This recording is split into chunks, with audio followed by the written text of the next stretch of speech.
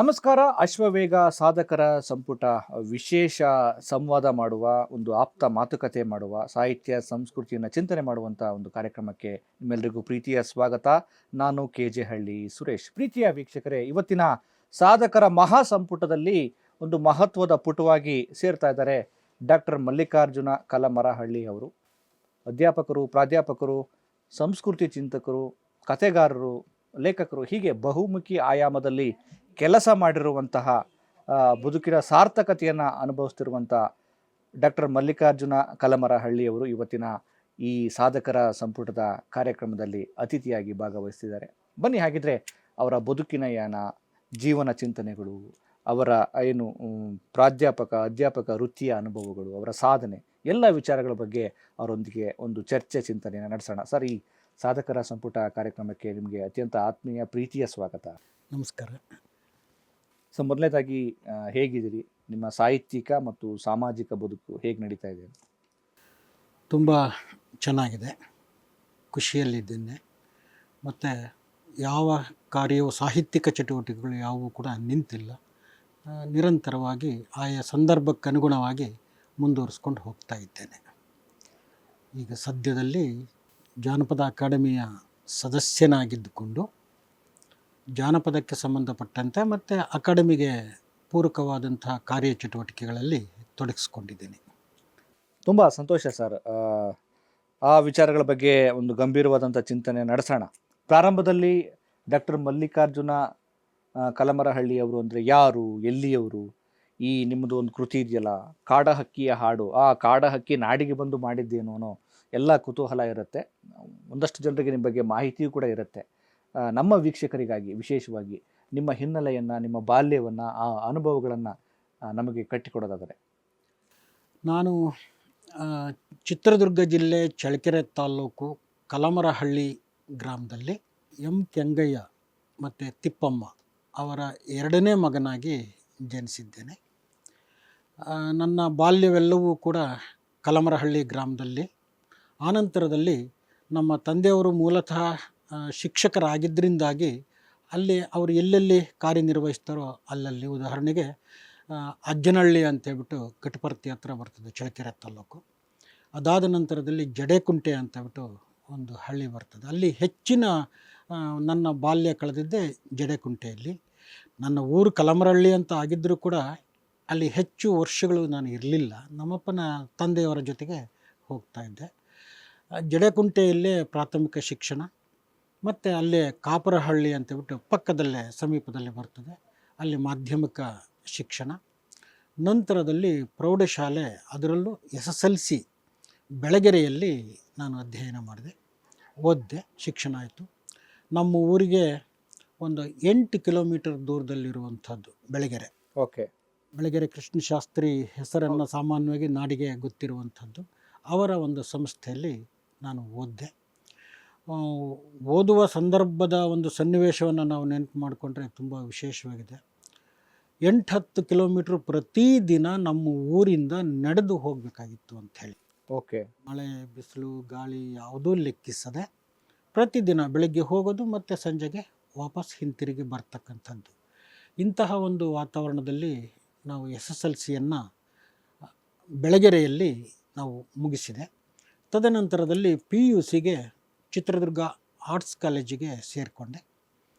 ಅಲ್ಲಿಯೇ ಪದವಿಯೂ ಕೂಡ ಮುಗೀತು. ನಂತರ ಮಾಸ್ಟರ್ ಡಿಗ್ರಿ ಮೈಸೂರು ಮಾನಸ ಗಂಗೋತ್ರಿ ಕನ್ನಡ ಅಧ್ಯಯನ ಸಂಸ್ಥೆಯಲ್ಲಿ ಅಧ್ಯಯನ ಮಾಡಿದೆ. ಅದಾದ ನಂತರದಲ್ಲಿ ಮತ್ತೆ ಪುನಃ B.Ed ಶಿಕ್ಷಣಕ್ಕೋಸ್ಕರವಾಗಿ ಚಿತ್ರದುರ್ಗಕ್ಕೆ ಸರ್ಕಾರಿ ಕಾಲೇಜಿಗೆ, ಶಿಕ್ಷಣ ಕಾಲೇಜಿಗೆ ಬಂದೆ.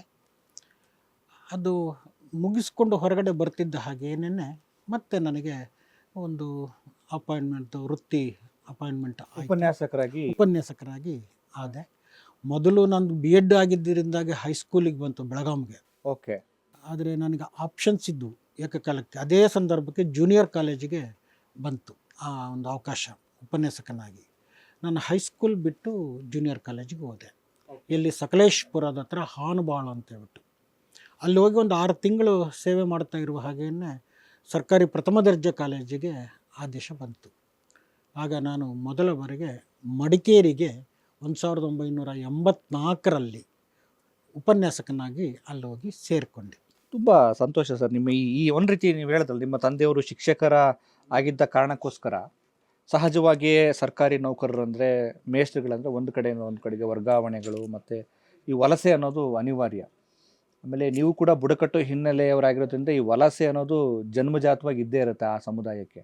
ಒಂದು ಅನೇಕ ಎಡರು ತೊಡರುಗಳ ನಡುವೆ ನಿಮ್ಮ ಈ ಶಿಕ್ಷಣವನ್ನು ಕಂಪ್ಲೀಟ್ ಮಾಡಿ ಕೊನೆಗೆ ನೀವು ಆ, ಒಂದು ಬದುಕಿನ ಭದ್ರತೆ ಮತ್ತು ನಿಮಗೊಂದು ಅವಕಾಶ, ನೀವು ಮಾಡಿದಂಥ ಶ್ರಮಕ್ಕೆ, ನೀವು ಅಭ್ಯಾಸ ಮಾಡಿದಂಥ ಫಲವಾಗಿ ನಿಮಗೊಂದು ಮೇಷ್ಟ್ರಾಗಿ, ಉಪನ್ಯಾಸಕರಿಗೆ ಅಂದರೆ ತುಂಬ ಆಪ್ತವಾಗಲ್ರೆ ಮೇಷ್ಟ್ರು, ಪಾಠ ಮಾಡುವ ಮೇಷ್ಟ್ರಾಗಿ ನಿಮಗೊಂದು ಅವಕಾಶ ಸಿಗುತ್ತೆ.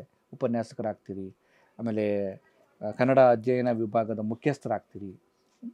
ಏನು ಒಂದು ಕಡೆಯಿಂದ ಒಂದೊಂದು ಕಡೆಗೆ ಏನು ಮಡಿಕೇರಿಲಿ ಅಂತ ಕಾಣುತ್ತೆ, ಅಲ್ಲಿ ಕೆಲಸ ಮಾಡ್ತೀರಿ, ಆಮೇಲೆ ಬಳ್ಳಾರಿಲಿ ಕೆಲಸ ಮಾಡ್ತೀರಿ, ದಾವಣಗೆರೆಯಲ್ಲಿ ಕೆಲಸ ಮಾಡ್ತೀರಿ. ಸುದೀರ್ಘವಾಗಿ ವಿದ್ಯಾರ್ಥಿಗಳೊಂದಿಗೆ ಒಂದು ಆಪ್ತವಾದ ಒಂದು ಒಡನಾಟ ಇಟ್ಕೊಳ್ತೀರಿ ಮತ್ತು ಅವರಿಗೆ ಕನ್ನಡ ಸಂಸ್ಕೃತಿ, ಚಿಂತನೆ, ಸಾಹಿತ್ಯ ಎಲ್ಲವನ್ನು ಕೂಡ ಅವರಿಗೆ ಬೋಧನೆ ಮಾಡ್ತೀರಿ. ಈ ಅನುಭವದ ಬಗ್ಗೆ ಅಂದರೆ ವಿದ್ಯಾರ್ಥಿಗಳೊಂದಿಗಿನ ಈ ಪಾಠದ ಈ ಮೇಷ್ಟ್ರಾಗಿ ಕೆಲಸ ಮಾಡುವಂಥ ಒಂದು ಒಡನಾಟ ಮತ್ತು ನೀವು ಅವರಿಗೆ ಬೋಧನೆ ಮಾಡುವಂಥ ಸಾಹಿತ್ಯ, ಆ ವಿಚಾರದ ಬಗ್ಗೆ ಸ್ವಲ್ಪ ಬೆಳಕು ಚೆಲ್ಲೋದಾದರೆ. ನನಗೆ ಮೊದಲಿಂದಲೂ ಕೂಡ ಸಾಹಿತ್ಯದ ಬಗ್ಗೆ ತುಂಬ ಆಸಕ್ತಿ ಇತ್ತು. ಅದಕ್ಕೆ ಕಾರಣ ನಮ್ಮ ತಂದೆಯವರೇ. ಯಾಕೆಂದರೆ ಅವರು ತುಂಬ ಓದ್ತಾ ಇದ್ದರು. ಆ ಓದ್ತಾ ಇದ್ದಿದ್ದರಿಂದಾಗಿ ಆ ಗೀಳು ನನಗೂ ಕೂಡ ಬಂದಿತ್ತು. ಇವನು BA ಆಪ್ಷನಲ್ ತೆಗೆದುಕೊಳ್ಳುವ ಸಂದರ್ಭದಲ್ಲಿ ಕನ್ನಡ ಬೇಕು ಅಂತ HKS ಅಂತಬಿಟ್ಟು ಕರೀತಾರೆ. ಕನ್ನಡ ಬೇಕು ಅಂತೇಳಿ ನಾನು ಭಾಳಷ್ಟು ಇದು ಮಾಡಿದೆ, ನನಗೆ ಸಿಕ್ಕಲಿಲ್ಲ ಆ ಕಾಂಬಿನೇಷನ್. ಬಟ್ ಬೇರೆ ಏನೇನೋ ಕಾರಣಕ್ಕೋಸ್ಕರವಾಗಿ HEP ಬೇಕು ಅಂತ ನಾವು ಇದು ಮಾಡ್ಕೊಂಡಿದ್ದು. ಅನಂತರದಲ್ಲಿ ಕನ್ನಡ ಸಿಕ್ತು. ಅಲ್ಲಿ ಕೃಷ್ಣಮೂರ್ತಿ ಹನೂರು ಮತ್ತು ತಾರಿಣಿ ದೇವಿ ಮತ್ತು GS ಸಿದ್ಧಲಿಂಗಯ್ಯ ಇವರ ಒಂದು ಪ್ರಭಾವಳಿಯ ಒಂದು ಹಿನ್ನೆಲೆಯಲ್ಲಿ ಸಾಹಿತ್ಯದಲ್ಲಿ ವಿಶೇಷ ಆಸಕ್ತಿ ಬಂತು. ಅದರ ಪರಿಣಾಮವಾಗಿ ನಾನು ಕೊನೆಗೆ ಕನ್ನಡ MA ಮಾಡಿಬಿಟ್ಟು ಅಲ್ಲಂತರದಲ್ಲಿ ನಾನು ಸಾಹಿತ್ಯದ ಅಧ್ಯಾಪಕನಾಗಿ ಸೇರಿಕೊಂಡಲ್ಲ. ಮೊದಲಿಂದಲೂ ಕೂಡ ನನಗೆ ಸಾಹಿತ್ಯ ಕ್ಷೇತ್ರದ ಅಭಿರುಚಿ ಉಂಟಾಗಿತ್ತು. ಅದರಲ್ಲೂ ಕೂಡ ವಿಶೇಷವಾಗಿ ಜಾನಪದ ಆ ಕ್ಷೇತ್ರದಲ್ಲಿ. ಮಡಿಕೇರಿಗೆ ನಾನು ಹೋಗಿ ಕನ್ನಡ ಅಧ್ಯಾಪಕನಾಗಿ ಸೇರ್ಪಡೆಗೊಂಡ ನಂತರದಲ್ಲಿ ಅಲ್ಲಿ ನನಗೆ ತುಂಬ ವಿಶೇಷವಾದಂಥ ಕೆಲವು ಅನುಭವಗಳು ಆದವು. ಬೋಧನೆಯಲ್ಲಿ, ವಿಶೇಷವಾಗಿ ಬೋಧನೆಯಲ್ಲಿ. ಯಾಕೆಂತಂದರೆ ನನಗೆ ಬೋಧನೆ ದೊಡ್ಡ ಸಮಸ್ಯೆ ಅಂತ ಅನಿಸಿರಲಿಲ್ಲ. ಕಾರಣ ಅದಕ್ಕೆ ಬಿ ಎಡ್ ಮಾಡ್ತಾ ಇರುವ ಸಂದರ್ಭದಲ್ಲೇ ನಾವು ಪ್ರಾಕ್ಟಿಕಲ್ ಬೇಕಾದ ಎಲ್ಲ ರೀತಿಯಾದಂತಹ ಕೌಶಲ್ಯಗಳನ್ನು ನಾನು ಅಲ್ಲಿ ಪಡ್ಕೊಂಡಿದ್ದೆ. ಮತ್ತು ಸಾರ್ವಜನಿಕವಾಗಿಯೂ ಕೂಡ ನಾನು ಭಾಷಣ ಸ್ಪರ್ಧೆಗಳಿಗೆ, ಚರ್ಚಾ ಸ್ಪರ್ಧೆಗಳಿಗೆ ಹೋಗ್ತಾ ಇದ್ದೆ. ಈ ಎಲ್ಲ ಅನುಭವಗಳ ನೆಲೆಯಲ್ಲಿ ನನಗೆ ನಾನು ಹೋದಂತಹ ಮೊದಲ ದಿನವೇ ನಾನು ತುಂಬ ಅತ್ಯಂತ ಹೆಮ್ಮೆಯಿಂದ ಪಾಠ ಮಾಡಿ ಬಂದೆ. ನಾನು ಮೊದಲ ದಿನವೇ, ಮೊದಲ ತರಗತಿ. ಅದರ ಸ್ವಾರಸ್ಯ ಮತ್ತೆ ಹೇಳ್ತೀನಿ. ಆ ಮಡಿಕೇರಿಗೆ ನಾನು ಹೋದ್ನಲ್ಲ, ಮಳೆನಾಡು. ಆವತ್ತಿನ ಕಾಲದಲ್ಲಿ 35 ವರ್ಷ, 84 ನಾನು ಹೇಳ್ತಿರೋದು. ವಿಪರೀತವಾದಂತಹ ಮಳೆ, ಮಂಜು, ಚಳಿ, ಗಾಳಿ ಇವುಗಳ ನಡುವೆ ನಾನು ತರಗತಿಯನ್ನು ಪ್ರವೇಶ ಮಾಡಿದಾಗ, ಅದು ಬೆಟ್ಟದ ಮೇಲೆ, ಎತ್ತರದ ಒಂದು ಗುಡ್ಡದ ಮೇಲೆ ಇದೆ ಕಾಲೇಜು. ಆ ಕ್ಲಾಸ್ ರೂಮಿನ ವ್ಯವಸ್ಥೆ ಹೇಗಿದೆ ಅಂತಂದರೆ ಗ್ಯಾಲರಿ ಸಿಸ್ಟಮ್. ಕೆಳಗಡೆ ಲೆಕ್ಚರರು, ಉಪನ್ಯಾಸಕರು, ವಿದ್ಯಾರ್ಥಿಗಳು ತುದಿನಲ್ಲಿರ್ತಾರೆ, ಕೆಳಗಡೆಯಿಂದ ಗ್ಯಾಲರಿ ಸಿಸ್ಟಮ್. ಆ ಥರ ಬ್ರಿಟಿಷ್ನವ್ರ ಕಾಲದ ಕಾಲೇಜ್ ಅದು. ಸಂಪೂರ್ಣವಾಗಿ ಮಂಜು ಮುಸ್ಕೊಂಡ್ಬಿಟ್ಟಿದೆ. ಅಲ್ಲಿ ಕಾಣಿಸೋದೇ ಇಲ್ಲ. ಅಲ್ಲಿ ಮಂಜು ಬರುತ್ತೆ ಹೋಗುತ್ತೆ, ಬರುತ್ತೆ ಹೋಗುತ್ತೆ. ಈ ಥರ ಚಳಿ ಬೇರೆ, ಅಸಾಧ್ಯವಾದ ಸಹಿಸಿಕೊಳ್ಳಲಾಗದ ಚಳಿ. ಮೊದಲ ದಿನ ನನಗೆ ಹೋಗಿದ್ದೇನೆ. ಹೋಗಿ ನಿಂತ್ಕೊಂಡು ಅಲ್ಲಿ ನೋಡಿದರೆ ಮಕ್ಕಳೇ ಸರಿಯಾಗಿ ಕಾಣ್ತಾ ಇಲ್ಲ, ಅಷ್ಟು ಮಂಜು ಆವರಿಸ್ಕೊಂಡಿದೆ. ಆಮೇಲೆ ಅಲ್ಲಿ ಇನ್ನೊಂದು ಸಿಸ್ಟಮ್ ಇದೆ. ಎಲ್ಲ 4 ಮೂಲೆಗಳಿಗೆ ಮೂಲೆಗೂ ಅಗ್ಗಿಷ್ಟಿಕೆ ಇಡ್ತಾರೆ ಅಲ್ಲಿ ಚಳಿಗೆ. ಅಗ್ಗಿಷ್ಟಿಕೆಗಳು, ಬೆಂಕಿ, ಒಂದು ತಗಡಿನ ಇದರಲ್ಲೇ ಇದ್ದಲಿನಲ್ಲಿ ಬೆಂಕಿ ಮಾಡುವಂಥದ್ದು ಅಗ್ಗಿಷ್ಟಿಕೆ. ಹೀಗೆ ಅಲ್ಲಲ್ಲಿ. ಮತ್ತು ಅಧ್ಯಾಪಕರ ಪ್ಲಾಟ್ಫಾರ್ಮ್ ಹತ್ರನೂ ಒಂದು ಅಗ್ಗಿಷ್ಟಿಕೆ ಇರ್ತದೆ ಚಳಿಯನ್ನು ನಿರ್ವಹಿಸ್ಕೊಂಡು ಹೋಗ್ಲಿಕ್ಕೆ. ಆಯಿತು, ನಾನು ಹೇಗೋ ಅದನ್ನು ನಿಭಾಯಿಸಿದೆ. ಭೌಗೋಳಿಕವಾದ ಒಂದು ತೊಡರು ಮೊದಲು ಆಯಿತು. ಆ ಬೋರ್ಡ್ ಮೇಲೆ ನನಗೆ ಬೋರ್ಡ್ ವರ್ಕು ಭಾಳ ಇಷ್ಟವಾದ್ದು. ನನಗದು BEd ಕಲಿಸ್ಕೊಟ್ಟಿದ್ದು. ಚಾಕ್ ಪೀಸ್ ತಗೊಂಡು ಒಂದು ವಾಕ್ಯ ಬರೀಲಿಕ್ಕೆ ಹೋದರೆ, ನಾನು ಬಲಕ್ಕೆ ಬರೆಯೋಕ್ಕೆ ಹೋದರೆ ಕೈ ಎಡಕ್ಕೆ ಹೋಗ್ತಾ ಇತ್ತು, ಕೈ ನಡುಕಂಗೆ ಎಲ್ಲೆಲ್ಲೋ ಹಿಂಗೆ ಹೋಗ್ತಾ ಇತ್ತು. ಅಂಥ ಒಂದು ನಡುಕದ ಒಂದು ಸ್ಥಿತಿ ಅದು. ಆದರೂ ಕೂಡ ಸುಧಾರಿಸ್ಕೊಂಡು ನನ್ನ ಮತ್ತೆ ಮಾಮೂಲಿಯ ಒಂದು ಚೈತನ್ಯವನ್ನು ತಗೊಂಡೆ. ನಾನು BEd ಚೈತನ್ಯವನ್ನು ನಾನು ತೆಗೆದುಕೊಂಡು ವಿಷಯವನ್ನು ಶುರು ಮಾಡಿಕೊಂಡು ನಾನು ಆರಂಭದಲ್ಲೇ ಒಂದು ರನ್ನನ ಒಂದು ಪದ್ಯವನ್ನು, ಹ್ಮ್ ಹ್ಮ್ ಮೊದಲ ಬಾರಿಗೆ ನಾನು ಪಾಠ ಮಾಡಿದ್ದು ಒಂದು ರನ್ನನ ಪದ್ಯವನ್ನು, ನೀರೊಳಗಿರ್ದುಂಬೆಮರ್ತನ್ ಉರಗ ಪತಾಕಂ. ಅದು ಇವತ್ತೂ ನನಗೆ ಚೆನ್ನಾಗೆ, ನನ್ನ ಇದರಿಂದ ಮಾಡಿದ ಮೊದಲ ಪದ್ಯ ಅದು. ನೀವು ಹಂಗ್ರಿ ಒಂದ್ ರೀತಿ ಸರ್ಕಸೇ ಆಗಿದೆ, ಯಾಕಂದ್ರೆ ಬಯಲು ಸೀಮೆಯಿಂದ ಹೋಗಿ ನೀವು ಅಲ್ಲೋಗಿ ಹೌದು, ನೀವು ಕೂಡ ನೀರೊಳಗಿರ್ದುಂಬೆ ಮರ್ತನ್ ಉರಗ ಪತಾಕಂ. ಈಗ ಆಯ್ತಲ್ಲ, ಪಾಠವನ್ನು ಆಯಿತು ಮಾಡಿ ಎಲ್ಲ ಆದ ನಂತರದಲ್ಲಿ ಹೊರಗಡೆ ಬಂದ ಮುಗಿಸ್ಕೊಂಡೆ. ಭಾಳ ನನಗಾಗಲೇ ಗೊತ್ತಾಗುತ್ತಲ್ಲಿ, ಯಾಕೆ ಅಂತ ಹೇಳಿದರೆ ಪಾಠ ಮಾಡುವಂಥವ್ರಿಗೆ ಅಥವಾ ಉಪನ್ಯಾಸ ಮಾಡುವಂಥವ್ರಿಗೆ ನಾನು ಎಷ್ಟರ ಮಟ್ಟಿಗೆ ಪಾಠ ಮಾಡ್ತಾ ಇದ್ದೀನಿ, ಕನೆಕ್ಟ್ ಆಗಿದ್ದೀವಿ, ಎಷ್ಟು ರೀಚ್ ಆಗಿದ್ದೀವಿ ಅನ್ನೋದು ನಿಜವಾದ ಅಧ್ಯಾಪಕನಿಗೆ ಗೊತ್ತಾಗುತ್ತೆ. ನೀವು ಹಿಡಿದ್ರಿ. ನನಗೆ ಗೊತ್ತಾಯಿತು, ಇವು ನನ್ನ ಮಾತುಗಳು, ನನ್ನ ಪಾಠ ಮಕ್ಕಳಿಗೆ ರೀಚ್ ಆಗಿದೆ ಅಂಥೇಳಿ. ಸರಿ, ನಾನು ಹೊರಗಡೆ ಬರ್ತಿದ್ದಂಗೆ ಒಬ್ಬ ವಿದ್ಯಾರ್ಥಿ ಮತ್ತು ಸಮೂಹದ ಜೊತೆಗೆ ಬಂದು ಒಂದು ಶೇಕ್ ಹ್ಯಾಂಡ್ ಮಾಡಿ, ತುಂಬ ಸಂತೋಷ ಆಯಿತು ಸರ್, ನಿಮ್ಮ ಪಾಠ ನಮಗೆ ಭಾಳ ಖುಷಿ ಆಯಿತು, ಮೊದಲೇ ದಿನವೇ ನಮಗೆ ತುಂಬ ರೀಚ್ ಆದ್ರಿ ಅಂತ. ಹೆಸರೇನಪ್ಪ ಅಂತ. ನನ್ನ ಹೆಸರು TP ವಿಜಯ್, ತಂಬಡ ವಿಜು ಪುಣಚ್ಚ. ಅವತ್ತು ನನಗೆ ಮೊದಲ ಬಾರಿಗೆ ಶೇಕ್ ಹ್ಯಾಂಡ್ ಮಾಡಿದಂತಹ ತಂಬಡ ವಿಜು ಪುಣಚ್ಚ TP ವಿಜಯ್ ಇವತ್ತು ಹಂಪಿ ವಿಶ್ವವಿದ್ಯಾನಿಲಯದಲ್ಲಿ ರಿಜಿಸ್ಟ್ರಾರ್ ಆಗಿದ್ದಾರೆ. ಜೊತೆಗೆ ಭಾಳ ದೊಡ್ಡ ಇತಿಹಾಸದ ಪ್ರಾಧ್ಯಾಪಕರು, ಭಾಳ ವಿಶೇಷವಾದಂಥ ಹೆಸರು ಗಳಿಸಿರ್ತಕ್ಕಂಥ ಒಬ್ಬ ಪ್ರಾಧ್ಯಾಪಕರು ಇವತ್ತಲ್ಲಿ. ಹಾಗೆಯೇ ಮತ್ತೊಬ್ಬರು PL ಧರ್ಮ ಅಂಥೇಳಿ, PL ಧರ್ಮ, ಅವರು ಇವತ್ತು ಮಂಗಳೂರು ವಿಶ್ವವಿದ್ಯಾನಿಲಯದಲ್ಲಿ ವೈಸ್ ಚಾನ್ಸಲರ್ ಆಗಿದ್ದಾರೆ ಅಟ್ ಪ್ರೆಸೆಂಟ್. ಈ ಇಬ್ಬರು ವಿದ್ಯಾರ್ಥಿಗಳು ನನಗೆ ಕೈ ಕುಲುಕಿದಂಥ ಮೊದಲಿಗರು. ಆದರೆ ಇನ್ನೂ ಒಂದು ಒಳಗುಟ್ಟು ಗೊತ್ತಾಗಿದ್ದೇನು ಅಂತ ಹೇಳಿದರೆ, ಆ ಸಂದರ್ಭದಲ್ಲಿ HOD ಆಗಿದ್ದಂಥವರು, ವಿಭಾಗ ಮುಖ್ಯಸ್ಥರಾಗಿದ್ದಂಥವರು SG ಸಿದ್ದರಾಮಯ್ಯ. ಓಕೆ, ಕೇಳಿದ್ದಾರೆ, ಎಲ್ಲರಿಗೂ ಗೊತ್ತಿರುವಂಥ ಸಂಗತಿ. ಅವರು ನನಗೆ ಬಂದ ಕೂಡಲೇ ಹೇಗಿತ್ತು ಕ್ಲಾಸು ಅಂತ ಹೇಳ್ಬಿಟ್ಟು ಅಂತ. ಇಲ್ಲ ಸರ್, ನನಗೆ ಭಾಳ ಚೆನ್ನಾಗಿತ್ತು ಅಂತ. ಅವರಿಗೆ ಆಶ್ಚರ್ಯ ಆಯಿತು. ಅದು ತುಂಬ ನಟೋರಿಯಸ್ ಕ್ಲಾಸ್, ತುಂಬ ಗಲಾಟೆ. ಹೊಸಬ್ರು ಯಾರು ಹೋದರೆ ಸುಲಭವಾಗಿ ಹೊರಗಡೆ ಆಟ ಆಡಿಸ್ಬಿಡುವಂತಹ ಒಂದು ಆ ಕ್ಲಾಸ್ಗೆ ಹೋಗಲಿಕ್ಕೆ ಹೆದರಿಕೆ ಆಗ್ತಿತ್ತು ಹೊಸಬರಿಗೆ. ಅಂಥ ಒಂದು ಕ್ಲಾಸ್ನಲ್ಲಿ ಬಹಳ ಖುಷಿಯಿಂದ ಬಂದನಲ್ಲ ನಾನು, ಬಹಳ ಖುಷಿ ಪಟ್ಟರು. ಇದು ನನ್ನ ಮೊದಲ ಎಕ್ಸ್ಪೀರಿಯನ್ಸ್. ತುಂಬ ಸಂತೋಷ. ಒಬ್ಬ ಪಾಠ ಮಾಡುವ ಬೋಧಕ, ಪ್ರಾಧ್ಯಾಪಕ, ಮೇಷ್ಟ್ರು ಆ ಒಂದು ಕಾನ್ಫಿಡೆನ್ಸನ್ನು ಇಟ್ಕೊಂಡು ಆ ಒಂದು ಪ್ರಾಕೃತಿಕ ಬದಲಾವಣೆಗಳ ನಡುವೆ ವಿದ್ಯಾರ್ಥಿಗಳನ್ನು ಸೆಳೆಯುವಂಥ ಒಂದು ಸಾಮರ್ಥ್ಯ ಅನ್ನೋದಿದೆಯಲ್ಲ, ಅದು ಬಹಳ ಮುಖ್ಯ. ಆ ರೀತಿ ಪರಿಣಾಮಕಾರಿಯಾಗಿ ವಿದ್ಯಾರ್ಥಿಗಳನ್ನು ಸೆಳೆಯೋ ಮಟ್ಟಕ್ಕೆ ಪಾಠವನ್ನು ಮಾಡಿದ್ರೆ ವಿದ್ಯಾರ್ಥಿಗಳು ಯಾವ ಹಂತಕ್ಕೂ ಕೂಡ ಹೋಗಬಹುದು ಅನ್ನೋದನ್ನು ನೀವು ಉದಾಹರಣೆ ಸಮೇತ ಕೊಟ್ರಿ. ಬನ್ನಿ ಮತ್ತೆ ಅವರೊಂದಿಗೆ ಸಂವಾದವನ್ನು ಮುಂದುವರ್ಸೋಣ. ಸರ್, ನೀವು ಹೇಳಿದ್ರಿ ನಿಮ್ಮ ಮೊದಲ ಅನುಭವ ಎಷ್ಟು ಚೆನ್ನಾಗಿತ್ತು ಅನ್ನುವಂಥದ್ದು, ಮತ್ತು ಸವಾಲಾಗಿತ್ತು ಅನ್ನುವಂಥದ್ದು. ಇನ್ನೊಂದು ಬಹುಮುಖ್ಯವಾದ ಪ್ರಶ್ನೆ ಏನಂದರೆ, ನಿಮ್ಮ ಈ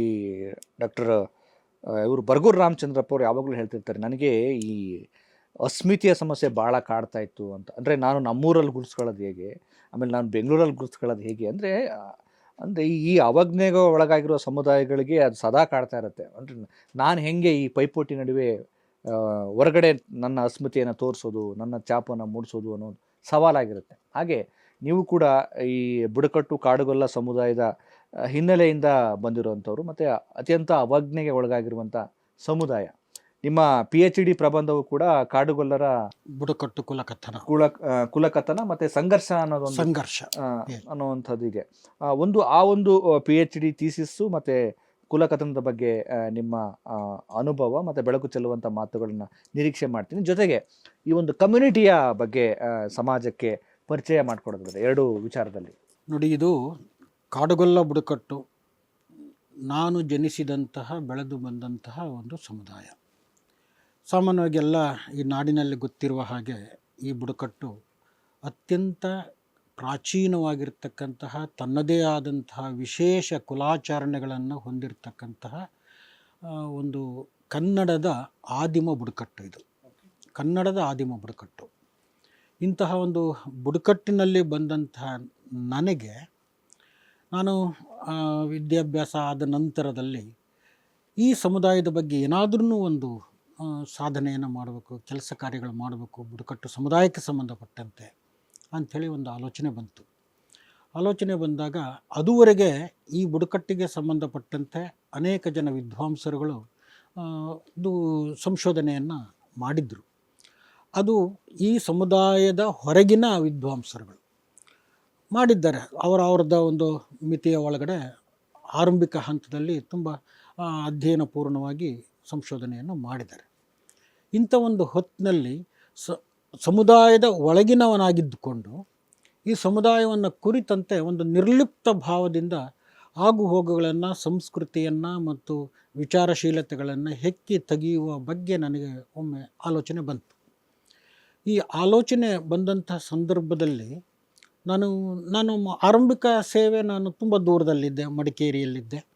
ಅನಂತರದಲ್ಲಿ ಸುಳ್ಯಕ್ಕೆ ಹೋದೆ, ದಕ್ಷಿಣ ಕನ್ನಡ. ಮತ್ತು ಅಲ್ಲಿಂದ ನಾನು ಕೂಡ್ಲಿಗಿಗೆ ವರ್ಗಾವಣೆಯಾಗಿ ಬಂದೆ.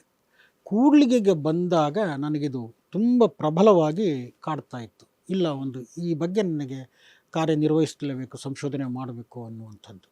ಆ ಸಂದರ್ಭದಲ್ಲಿ ನಾನು ನಮ್ಮ ಸಹಪಾಠಿ ಮಿತ್ರರಾಗಿರ್ತಕ್ಕಂಥ ಡಾಕ್ಟರ್ ಅಹಮದ್ ತರೀಕೆರೆಯವರನ್ನ ಭೇಟಿ ಮಾಡಿದೆ. ಈ ಬಗ್ಗೆ ನಾನು ಸಂಶೋಧನೆ ಮಾಡಬೇಕು ಅಂತ.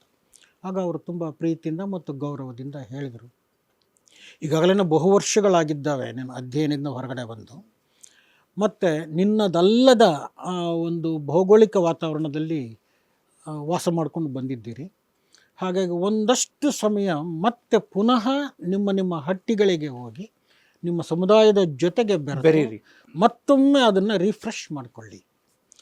ಆನಂತರದಲ್ಲಿ ನೀವು ಅಧ್ಯಯನಕ್ಕೆ ಕೈ ಹಾಕಿ ಅಂತ ಹೇಳಿದರೆ ಅದು ನಿಜನೂ ಕೂಡ ಹೌದು ಅಂತ ಅನ್ನಿಸ್ತು ನನಗೆ. ಮತ್ತು ನಾನು ಆ ದಿಕ್ಕಿನಲ್ಲಿ ಪ್ರಯತ್ನಶೀಲನಾಗಿ ಶಿವಮೊಗ್ಗ ವಿಶ್ವವಿದ್ಯಾನಿಲಯದ ಡಾಕ್ಟರ್ ಸಣ್ಣರಾಮ ಅಂತ ಹೇಳಿಬಿಟ್ಟು ಪ್ರಾಧ್ಯಾಪಕರು, ಅವರ ಬಳಿ ನನ್ನ ಅಭಿಪ್ರಾಯವನ್ನು ಹೇಳಿಕೊಂಡಾಗ ಅವರು ಒಪ್ಪಿಕೊಂಡರು ಮಾರ್ಗದರ್ಶಕರಾಗಿ. ಮತ್ತು ಅದಕ್ಕೊಂದು ಶೀರ್ಷಿಕೆಯನ್ನು ರೂಪಿಸುವಂಥ ಒಂದು ಸಂದರ್ಭದಲ್ಲಿ ನನಗೆ ಶೀರ್ಷಿಕೆಯನ್ನು ಮಾಡಿಕೊಟ್ಟಂಥವ್ರನ್ನ ಇವತ್ತು ನಾನು ಸಂದರ್ಭದಲ್ಲಿ ನೆನೆಯಲೇಬೇಕಂದ್ರೆ, ಕಾಡುಗೊಲ್ಲರ ಕಾವ್ಯಗಳಲ್ಲಿ ಸಾಂಸ್ಕೃತಿಕ ಸಂಘರ್ಷ ಅನ್ನುವಂಥದ್ದು.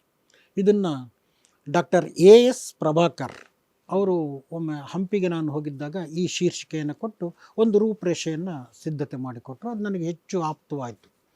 ನಂತರದಲ್ಲಿ ಆ ದಿಕ್ಕಿನಲ್ಲಿ ನಾನು ಪ್ರಯತ್ನಶೀಲನಾದೆ, ಕ್ಷೇತ್ರ ಕಾರ್ಯಕ್ಕೆ ಹೋದೆ, ಸಾಕಷ್ಟು ಕ್ಷೇತ್ರಗಳನ್ನು ಸುತ್ತುವರೆದೆ, ಜನಗಳ ಜೊತೆಗೆ ಬೆರೆತೆ, ಕಾವ್ಯಗಳನ್ನು ಸಂಗ್ರಹ ಮಾಡಿದೆ.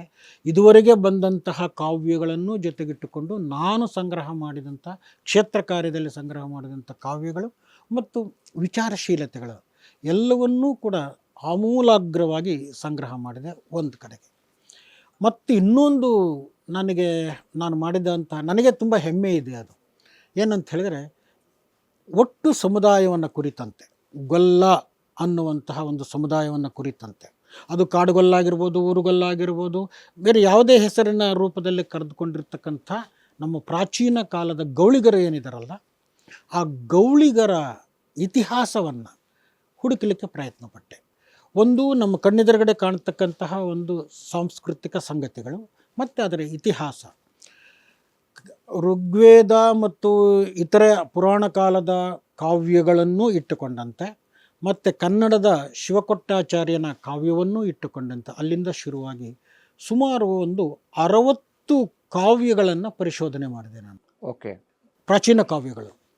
ಆ 60 ಕಾವ್ಯಗಳನ್ನು ಪರಿಶೋಧನೆ ಮಾಡಿ ಸಿಕ್ಕಂತಹ ಮಾಹಿತಿ ಸಿಕ್ಕಂಥ ಕಾವ್ಯಗಳು, ಅದರ ಆಚೆಗಿನ್ನೂ ಬಹಳಷ್ಟು ಕಾವ್ಯಗಳನ್ನು ನಾನು ಪರಿಶೀಲನೆ ಮಾಡಿ ಗೊಲ್ಲರ ಬಗೆಗಿನ ಉಲ್ಲೇಖಗಳು ಯಾವ್ಯಾವ ರೂಪದಲ್ಲಿ ಬರ್ತವೆ ಅನ್ನುವಂಥದ್ದನ್ನು ಆಮೂಲಗ್ರವಾಗಿ ಸಂಗ್ರಹಿಸಿಟ್ಕೊಂಡು ಅದನ್ನು ನಾನು ದಾಖಲು ಮಾಡ್ತಾ ಹೋದೆ.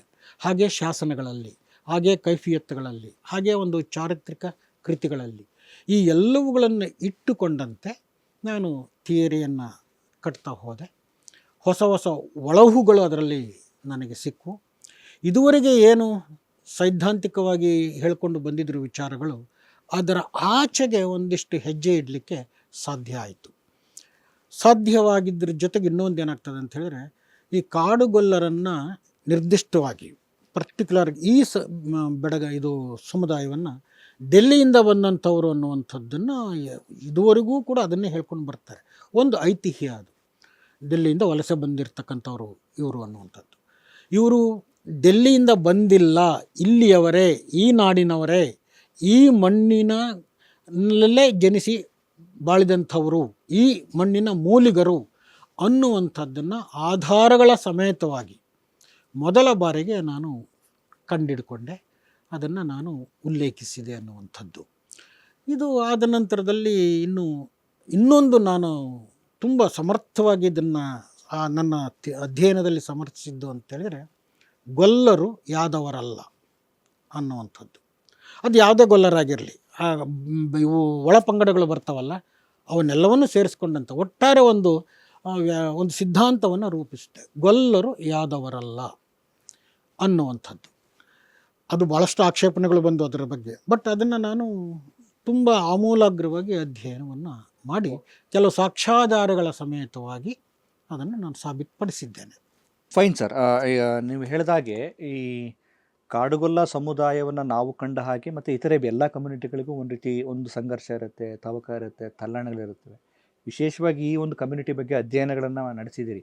ಯಾವುದೇ ಒಂದು ಬುಡಕಟ್ಟು ಪ್ರತಿ ಆದಿಮ ಹಂತದಲ್ಲಿಯೂ ಕೂಡ ಒಂದು ಸಂಘರ್ಷವನ್ನು ಎದುರಿಸ್ಕೊಂಡೇ ಬರಬೇಕಾಗತ್ತೆ. ಇವತ್ತಿಗೂ ಕೂಡ ಆ ಸಮುದಾಯ ಸಂಘರ್ಷವನ್ನು ಎದುರಿಸ್ತಲೇ ಇದೆ.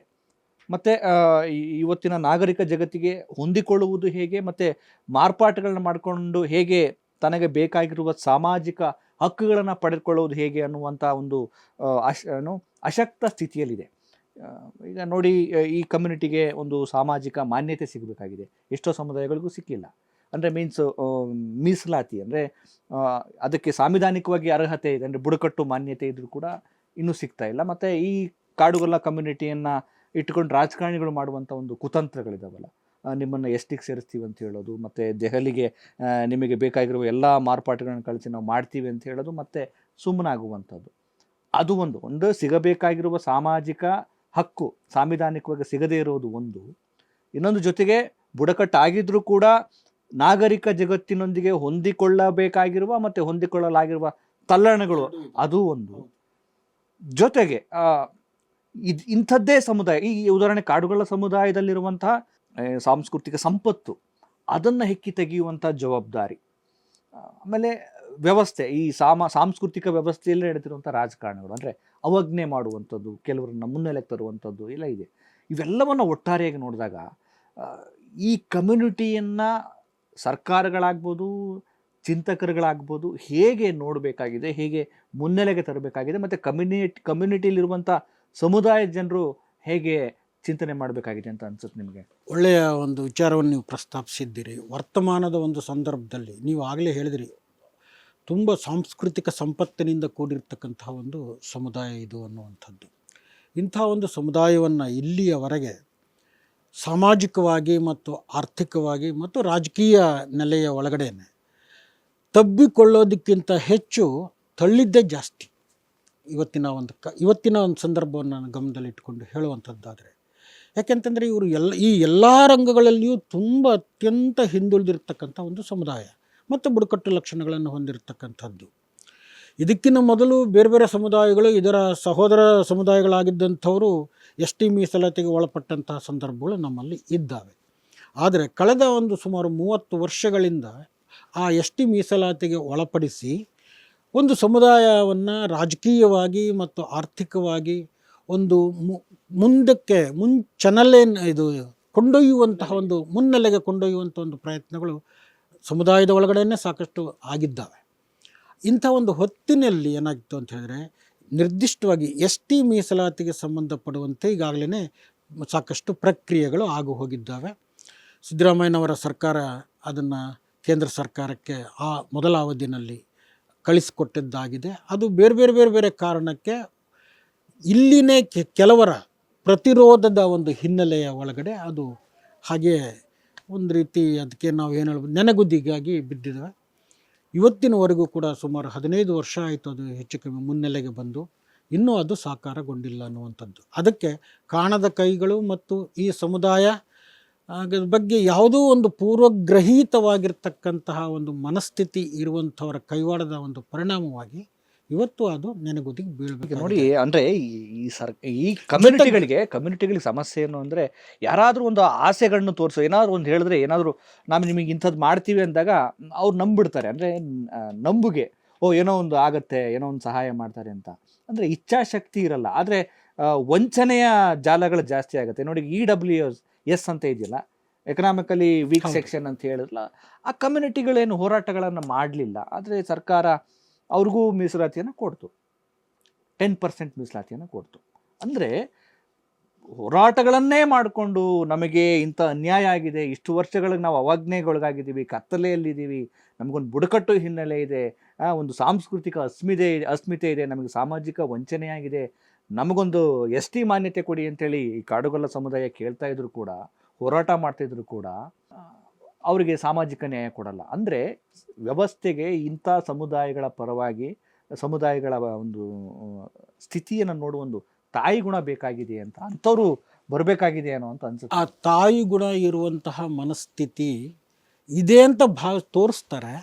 ಮತ್ತು ನಮಗೆ ಯಥಾ ರೀತಿಯಲ್ಲಿ ನಮಗೆ ಅದೇನೋ ತುಪ್ಪ ಸವರಿ ಇದು ಮಾಡ್ತಾರೆ ಅಂತ ಒಂದು ಗಾದೆ ಹೇಳ್ತಾರಲ್ಲ, ಹಾಗಾಗ್ತಾ ಇದೆ. ಇನ್ನೊಂದು ಭಾಳ ಮುಖ್ಯವಾಗಿ ಈ ಸಮುದಾಯದ ಬಹುದೊಡ್ಡ ಕೊರತೆಯಾಗಿರೋದಂದರೆ ರಾಜಕೀಯ ಒಂದು ಸ್ಥಾನಮಾನ ಇಲ್ಲದೇ ಇರುವಂಥದ್ದು. ಎಲ್ಲ ಕಡೆಗೂ ಕೂಡ ಆ ರಾಜಕೀಯ ಸ್ಥಾನಮಾನ ಗಟ್ಟಿಯಾಗಿ ಇದ್ದಿದ್ದರೆ ಈ ಸಮುದಾಯಕ್ಕೆ ಯಾವಾಗಲೂ ಈ ಮೀಸಲಾತಿ ಆಗ್ತಾ ಇತ್ತು.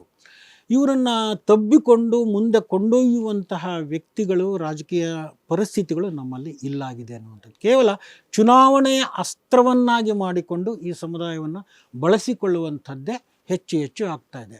ಮೊನ್ನೆ ಚುನಾವಣೆಯವರೆಗೂ ಕೂಡ, ಲೋಕಸಭಾ ಚುನಾವಣೆಯ ತನಕವೂ ಕೂಡ ಇಂತಹ ಆಶ್ವಾಸನೆಗಳನ್ನು ಅಥವಾ ಈ ಥರನಾದಂತಹ ಸಿಹಿ ಮಾತುಗಳನ್ನು ನಾವು ಕೇಳಿಕೊಂಡೇ ಬರಬೇಕಾದಂಥ ಒಂದು ಸ್ಥಿತಿ ಬಂದಿದೆ.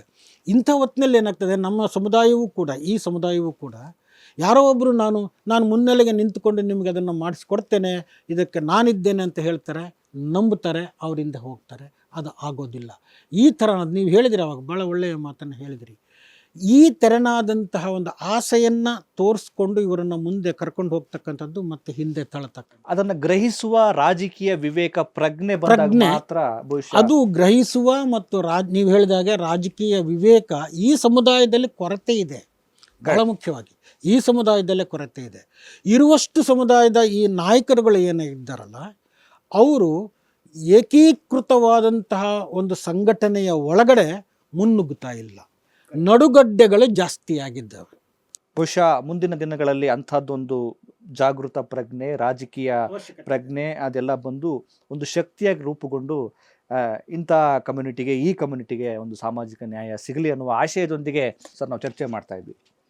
ಬಹುಶಃ ಎಲ್ಲ ಸಾಹಿತ್ಯ, ಸಂಸ್ಕೃತಿ, ಚಿಂತನೆಗಳು ಫಲ ಏನಾಗಬೇಕು ಅಂದರೆ, ಎಲ್ಲಿ ಅನ್ಯಾಯ ಆಗುತ್ತೆ, ಯಾವ ಕಮ್ಯುನಿಟಿಗೆ ಅನ್ಯಾಯ ಆಗಿದೆ, ಯಾವ ಕಮ್ಯುನಿಟಿ ಮೌಢ್ಯದಲ್ಲಿದೆ, ಯಾವ ಕಮ್ಯುನಿಟಿ ಅತಂತ್ರ ಸ್ಥಿತಿಯಲ್ಲಿದೆ, ಯಾವ ಕಮ್ಯುನಿಟಿಗೆ ಒಂದು ಅರಿವು ಬೇಕಾಗಿದೆ ಅಂತ ಕೊಡುವಂಥದ್ದೇ ಇವೆಲ್ಲವೂ ಕೊಡುವಂಥದ್ದು ಬಹುತೇಕನ. ಅವೆಲ್ಲವೂ ಕೂಡ ಅದನ್ನು ಪ್ರತಿಫಲಿಸ್ತವೆ. ಈಗ ನೀವು ಚರ್ಚೆ ಮಾಡ್ತಾ ಇದ್ವಿ, ಇದೇ ಈ ಬುಡಕಟ್ಟು ಸಮುದಾಯಗಳಿಗೆ, ಉದಾಹರಣೆಗೆ ಈ ಕಾಡುಗೊಲ್ಲ ಸಮುದಾಯವನ್ನು ಇಟ್ಕೊಂಡ್ರೆ, ಯಾಕಂದರೆ ಇದು ಅತ್ಯಂತ ಗಂಭೀರವಾದಂಥ ವಿಚಾರ ಆಗಿದೆ. ಯಾಕಂದರೆ ಟ್ರೈಬಲ್ಸ್ಗಳಿಗೆ ಆಚರಣೆಗಳು ಬಹಳ ಮುಖ್ಯ ಆಗುತ್ತೆ. ಅದು ಕೆಲವು ಯಾವ ಉದ್ದೇಶಕ್ಕೆ ಮಾಡಿರ್ತಾರೆ, ಅಲ್ಲಿನ ಆ ಸಂದರ್ಭದ ಪರಿಸ್ಥಿತಿ, ಸಾಮಾಜಿಕ ಪರಿಸ್ಥಿತಿ ಮತ್ತು ಭೌಗೋಳಿಕ ಸ್ಥಿತಿ, ಅದನ್ನು ಮಾಡ್ಕೊಂಡು ಬಂದಿರ್ತಾರೆ ಕಟ್ಟುಪಾಡುಗಳನ್ನು ತನ್ನದೇ ಆದ. ಕೊನೆಗೆ ಅದು ನಾಗರಿಕ ಸಮಾಜಕ್ಕೆ ಬಂದಾಗ ಅವು ಪ್ರಶ್ನೆಗೆ ಒಳಗಾಗ್ತವೆ, ಸಂಘರ್ಷಕ್ಕೆ ಒಳಗಾಗುತ್ತೆ. ಉದಾಹರಣೆಗೆ ಕಾಡುಗೊಲ್ಲ ಸಮುದಾಯದ ಈ ಮುಟ್ಟು ಅನ್ನೋ ಸಮಸ್ಯೆ ಇದೆಯಲ್ಲ, ಅಂದರೆ ಈ ಸೂತಕ ಅನ್ನೋ ಅಂತ ಹೇಳ್ತಿರಲ್ಲ, ಅದರ ವಿರುದ್ಧ ದನಿಗಳು ಜಾಗೃತಿ ಮೂಡಿಸುವಂಥ ಪ್ರಯತ್ನಗಳೆಲ್ಲ ಆಗ್ತಾ ಇದ್ದಾವೆ.